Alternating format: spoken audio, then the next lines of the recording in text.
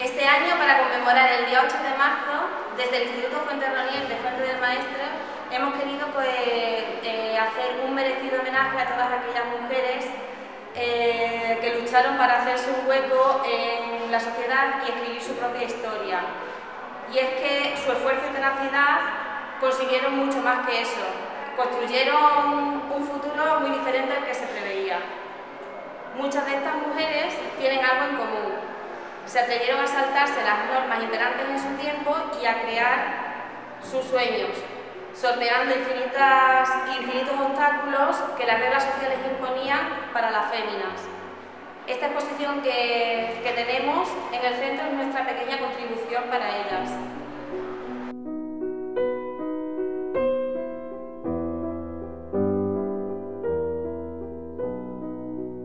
En nuestra clase hemos hecho un trabajo sobre empatía, que fue una señora, una mujer, que en su época estaba mal visto ser maestra de matemáticas, pero a pesar de todo, ella siguió luchando para que esa profesión siguiera adelante.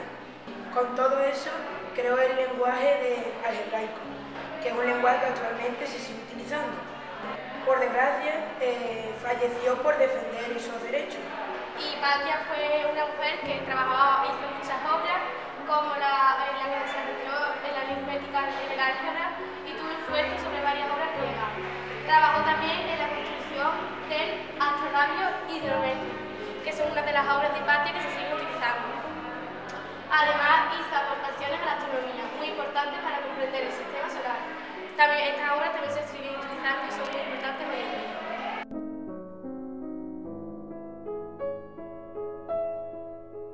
En música queremos destacar en este 8 de marzo a una de las mujeres más fascinantes y multifacéticas del occidente europeo en la Edad Media y que se la definió entre las mujeres más influyentes de la Baja Edad Media. Una de las figuras más ilustres del monacato femenino, dotada de una cultura fuera de lo común y una de las escritoras de mayor producción de su tiempo.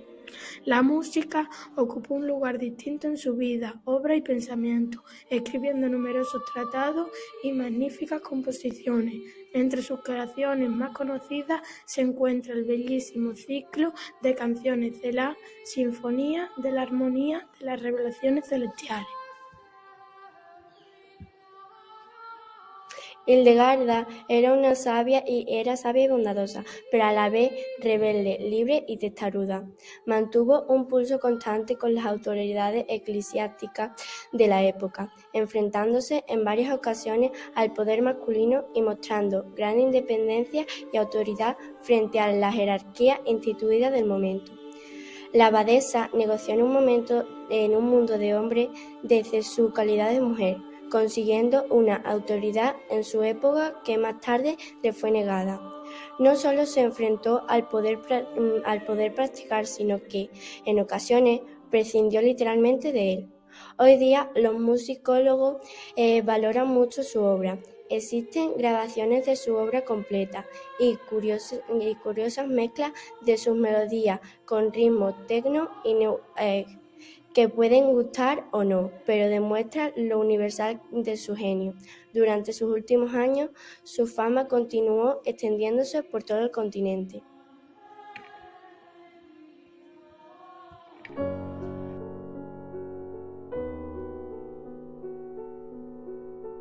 Bueno, nos remontamos a la Segunda República para hablar de nuestra protagonista, que es Clara Campoamor.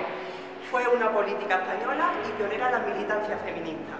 Procedía de una familia modesta y estudió la carrera de Derecho al tiempo que trabajaba. Se licenció en la Universidad de Madrid en el año 1924.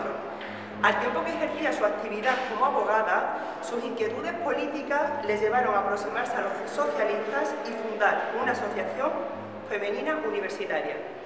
Con el advenimiento de la Segunda República en 1931, Clara Campoamor obtuvo un escaño de diputada por el Partido Radical. Formó parte de la Comisión Constitucional, destacando su discusión que condujo a aprobar el artículo 36 de la Constitución de 1931, que reconocía por primera vez el derecho de voto a las mujeres. Las españolas ejercieron su derecho al voto por primera vez en la historia de nuestro país en las elecciones de 1933.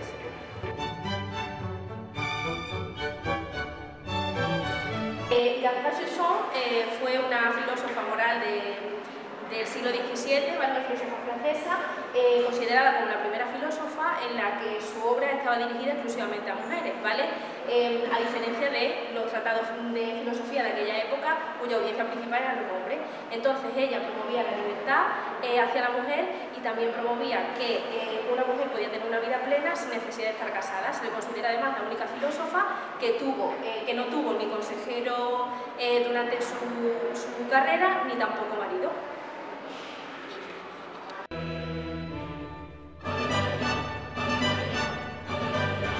Pues aquí tenemos a la figura de Anna Sullivan. Ella, bueno, pues nació en Estados Unidos, aunque sus padres procedían de Irlanda. La verdad que es una mujer que ha marcado mucho lo que es la pedagogía actual, porque ella, bueno, a pesar de que nació en 1866, tenía una pedagogía muy innovadora. Fue criada en un asilo porque su madre murió cuando ella tenía 8 años y era hija de un padre alcohólico. En ese asilo se crió en unas condiciones deplorables, su hermano murió de tuberculosis, también se quedó ciega a causa de una infección que cogió en el ojo. Posteriormente tuvo la suerte de ser operada y recuperar la vista, tenía resto visual que le permitió leer y desenvolverse bien, y aprovechando la visita de la inspección pública reclamó que tenía derecho y que quería ir a la escuela. Así consiguió ir a la escuela Perkins, donde se graduó como maestra, además con honores, porque fue una alumna brillante. Su primer trabajo le llevó a Massachusetts. Fue un reto porque fue educar a una niña sordociega, Helen Keller, que cuando llegó Anna Sullivan a su casa tenía la edad de 6 años y 8 meses. Helen no conocía las palabras, vivía en una familia acomodada y Helen tuvo que aplicar la pedagogía basada en el amor, las normas y pensar no en lo que Helen era ahora, sino en lo que Helen podía llegar a ser, aprovechar su potencial. Empezó a trabajar con ella deletreando el lenguaje de signos, precisamente un lenguaje que venía importado de España, de unos frailes que lo utilizaban por el voto del silencio. Y así, bueno, tras un mes de trabajo con ella, marcando mucho las normas, porque había sido criada sin normas, consiguió que comprendiera que cada cosa tiene un nombre. Y la primera palabra que dijo, por eso lo tenemos aquí, que fue maravilloso, fue agua, que fue el primer balbuceo que dijo Helen a los 6 meses. Consiguió también aprender 4 idiomas a la perfección, entre ellos el latín, el griego, el alemán y el francés. Incluso Mark Twain llegó a denominar a Anna Sullivan como la maestra milagrosa.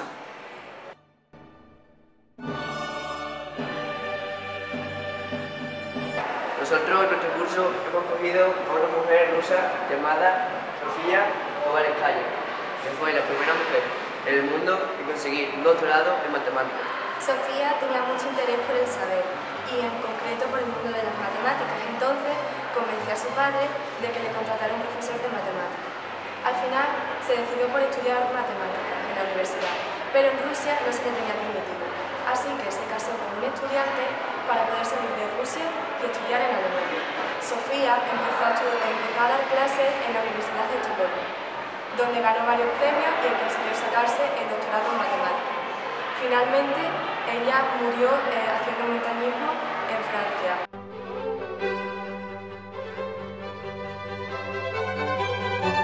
Nuestra mujer es Jeanne Clisson, considerada la primera mujer pirata. Se convirtió en pirata a través de la muerte de su marido en la Guerra de los 100 años. Durante este periodo de venganza, surcó los mares desde Inglaterra hasta Francia, con el fin de acabar con toda la marina francesa. En el ataque, los franceses bombardearon su barco y murió su hijo pequeño. Tras esta muerte llegó a la conclusión que la venganza solo le había dado desgracia, por lo que huyó a Inglaterra y vivió allá hasta su muerte.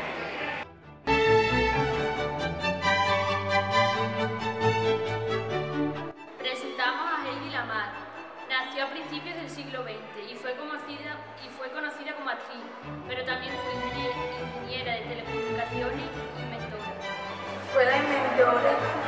de técnica de transmisión en el espectro Mesocharo. Y vosotros y vosotras la conoceréis por la película Sansón Dalila.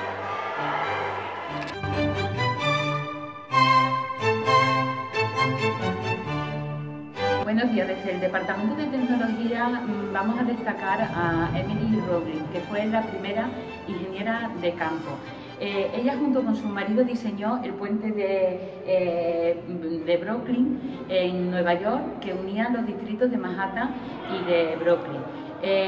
¿Cómo fue diseñado este puente? Este puente fue diseñado por su suegro, que tenía una empresa de metalurgia, y en uno de los viajes que hizo a Brooklyn no había puentes colgantes y el ferry no lo pudo llevar hasta Nueva York porque el hielo se congeló. Entonces de ahí nace la idea de diseñar y crear un puente que uniera los dos distritos entre Manhattan y Brooklyn. El ingeniero John Aust, que tenía la empresa de metalurgia, lo diseñó. Una vez que fue aprobado, a los 5 días de su aprobación sufrió un accidente en el pie por un ferry que le cogió el pie y le tuvieron que apuntar. Bueno, este ingeniero muere a causa del tétano y fue su hijo Washington que se encarga de la obra de ingeniería. Su mujer Emily no había obtenido estudios superiores, pero le ayudó lo que fue en el diseño y en la creación del puente, debido a que con las diferentes presiones de agua que tuvieron que soportar a la hora de las excavaciones del puente, pues le ocasionó una enfermedad que estuvo postrado en cama. Fue su mujer la que se convirtió en sus ojos, la que fue día a día supervisando la obra. Ella, autodidacta, fue estudiando y hizo estudios de ingeniería y fue la que día a día estaba en el campo supervisando la obra. Fue el puente colgante del momento más grande del mundo y bueno, hoy en día pues es un símbolo de Nueva York gracias al diseño y la creación de este puente.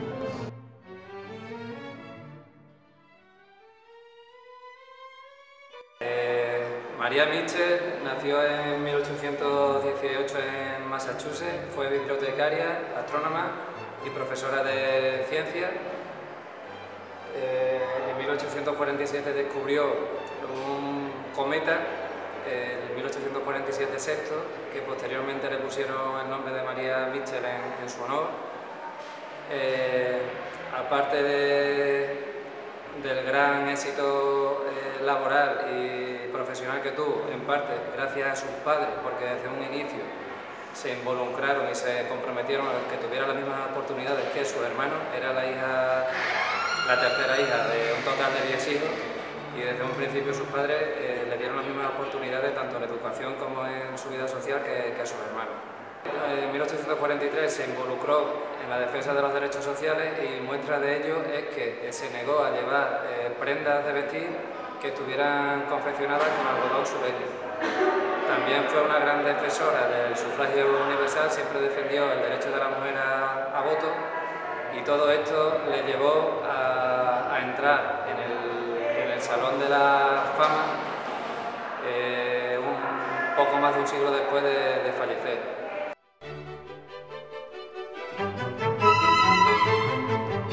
Florencia Ventigale nació el 12 de mayo de 1820 en Londres y murió el 13 de agosto de 1910. Fue una enfermera, escritora y estadística británica. Fue considerada precursora de la enfermería profesional contemporánea y creadora del primer modelo conceptual de enfermería. Desde muy joven destacó en matemáticas y culminó sus estudios y aplicó su conocimiento de estadística. Florencia tuvo que luchar contra su familia porque no quería que estudiase al ser una mujer porque estaba muy mal visto y la única persona que la apoyó fue su abuelo, que le dijo que siguiera su sueño y que su sueño era estudiar enfermería y que la apoyaría. Y llegó a crear su propio hospital en el que enseñó a las enfermeras que lo importante, aparte de la salud, era el cuidado de los pacientes.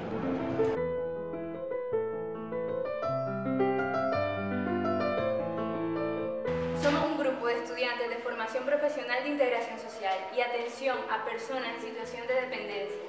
Frida nació con poliomielitis, esto le provoca atrofia muscular de su pierna derecha. A la edad de 19 años sufrió un accidente. Una barandilla del autobús donde viajaba se le incrustó en la cadera. fracturando el hueso pélvico y saliendo por la vagina. Esto también le ocasionó lesiones en la columna vertebral. Fue marcando sus pasos, dejando un legado de fortaleza, lucha, valentía y seguridad para las demás generaciones. Durante el largo periodo de convalecencia en el hospital, Frida Kahlo realiza sus primeros trabajos artísticos. Su condición de mujer fue principal en sus obras, rompiendo tabúes sobre su cuerpo y la sexualidad femenina. Siempre buscó con su trabajo alejarse de lo que podría hacer una mujer de su época y se mostró dura, activa, excesiva, entre otras cosas. Es por ello una especie de símbolo en el feminismo del arte. Kahlo creó el personaje de Frida, con su forma de vestir y arreglarse, con vestimenta y avalorios indígenas, su negativa a depilarse cejas y bigote y su pasión por la cerveza.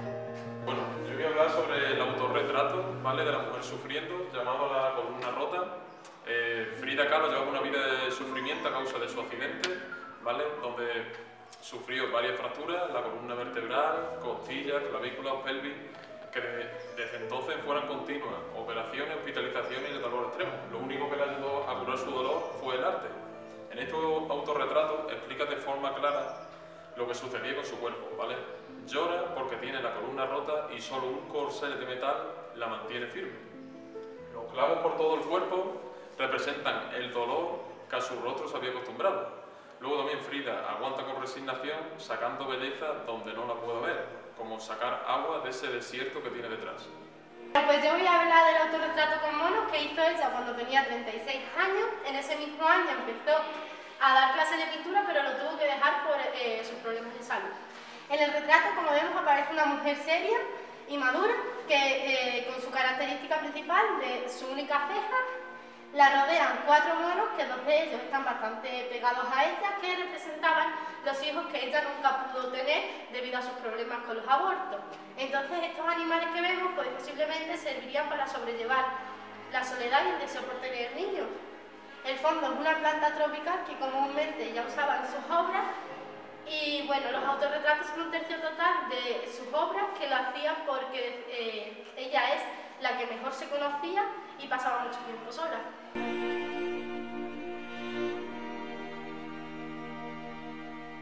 Mary Wollstonecraft Godwin, casada a Mary Shelley, que nació en Londres en agosto de 1797 y falleció en febrero de 1851, fue una escritora, dramaturga, ensayista y biógrafa británica. Mary se crió en un ambiente que propagaba la cultura, de ahí que su padre, William Godwin, fuera político y filósofo, y su madre, una activista feminista, Mary Wollstonecraft. Escritora del libro que fundó las bases del feminismo, La vindicación de los derechos de la mujer. La autora románica Mary Shelley fue principalmente reconocida por sus esfuerzos por publicar las obras de su marido, Percy Shelley, así como por ser la autora del libro que inauguró la ciencia ficción moderna y que aún hoy se erige como uno de los grandes relatos de horror de todos los tiempos. Estamos hablando de su novela gótica Frankenstein o el moderno Prometeo, publicada en 1818. Las figuras femeninas que podemos encontrar en el libro critica el modelo de la mujer de la época. Una de las citas más célebres de la madre de Mary Shelley es, in English, I do not wish that women have power over men, but over themselves. No deseo que las mujeres tengan más poder que los hombres, sino que tengan más poder sobre sí mismas. Fue una de las primeras mujeres que pudo vivir de la literatura, algo muy difícil en esta época para una mujer. Desde el Departamento de Educación Plástica y Visual queremos poner de manifiesto la importancia del papel de la mujer en el mundo de la cultura. Muchas veces esta ha estado relegada a un segundo lugar. Sin embargo, desde el comienzo de los tiempos, las mujeres han marcado la manera de ver la cultura, la manera de ver el arte. Por eso queremos hacerlo desde una doble perspectiva. Por un lado, aquellas que han contribuido de manera activa mediante sus colecciones y su mecenazgo a la importancia de este arte, y por otro lado, queremos darle un papel fundamental a esas mujeres que fueron pintoras, que fueron artistas, que fueron escultoras, porque si nos paramos a pensar cuántas mujeres hay expuestas en los museos, pero cuántas están exponiendo en ellos. Eso es lo que queremos marcar, la importancia que tiene la mujer dentro del mundo de la cultura y del arte.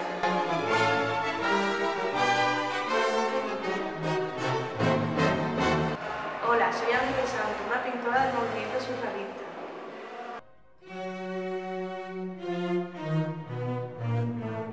Hola, soy María Casal, soy pintora y grabadora estadounidense, pero me fui a París, donde la mayoría de los pintores impresionistas desarrollaron su trabajo. La mayoría de mis pinturas son retratos de mujeres porque pensaba que era importante reivindicar su papel en la sociedad.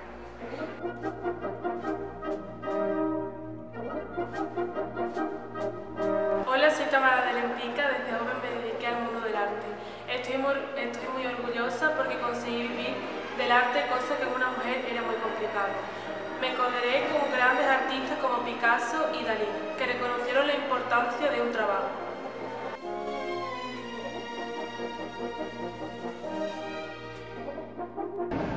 En el siglo XX nació en Londres una mujer cuyos descubrimientos hicieron grandes aportaciones que cambiaron la vida de sus contemporáneos y de todas las generaciones venideras. Ella es Rosalind Franklin. En su carrera científica hizo importantes aportaciones tanto a la biología como a la química.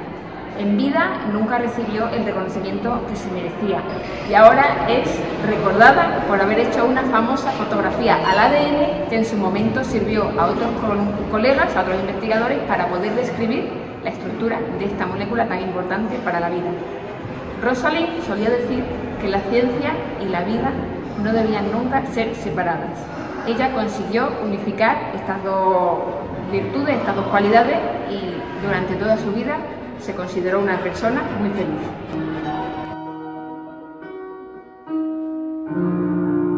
Desde cuarto B queremos presentar a Las Sin Sombrero, un grupo de mujeres de la generación del 27 que fueron olvidadas a partir de la calidad de su obra.